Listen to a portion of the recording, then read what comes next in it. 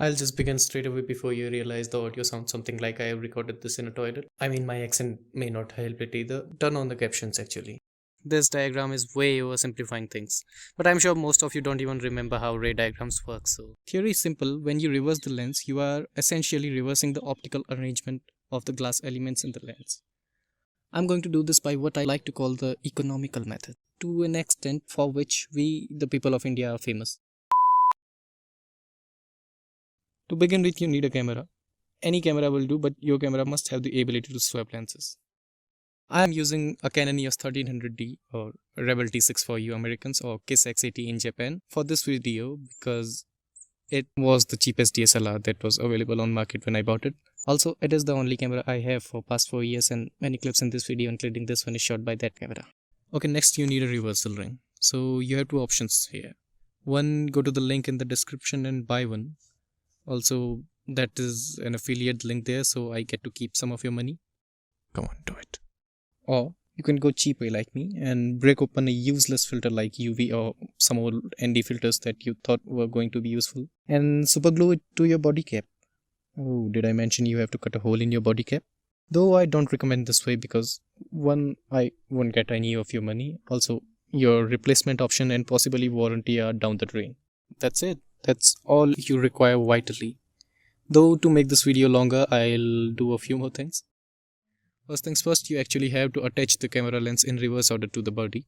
Once you have done that, you will come to a horrible realization that you can't use autofocus because the contacts are inside out, and even more horrible one that you can't even use manual either.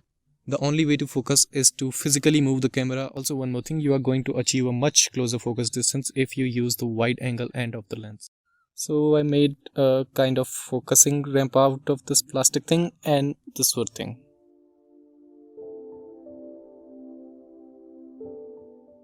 Okay, remember that wood thing? It is this now. The lens above will hold my subject. Speaking of which, the best test subject for school kids anyway is onion. Not this video, I am talking about the peel of onion. Yeah, good luck finding that in a million layers. Oh, that was easy. I'll just use some water to keep it hydrated or perhaps promote a bit of osmosis stain it. God, I don't know what I'm talking about. So I managed to stick it somehow on the glass slide, which I slide it into the ramp. The ramp is now taped to the table and it looks hideous, but hey, it works. Also, I am going to use a tripod.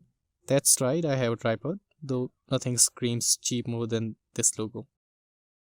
To make focusing much easier, you can increase depth of field, which is great. Until you realize your contacts are inside out and you can't set aperture. Aww. But there is a way. Set your aperture to desired number in manual mode, and while press holding your depth of field key, which I have set to my set key in camera, detach the lens. So, rate my setup.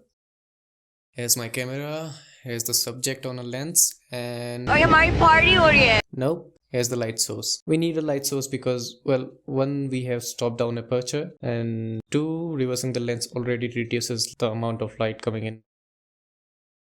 Here's a shot taken generally closest possible with a straight lens, and this is the closest possible with a reverse kit lens. Okay, that was easy. Continuing the warranty voiding trend, I am going to cut a hole in rear lens cap this time and fit a small high-powered convex lens in the hole. By the way, do you wonder how I cut a hole in these caps? Red hot knife. I'll just attach this to my lens, and this time I should be able to focus on it much closer.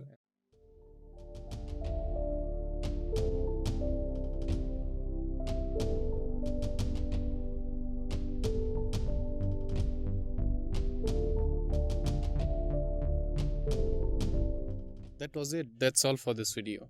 If you liked it, well, like it. Bye for now.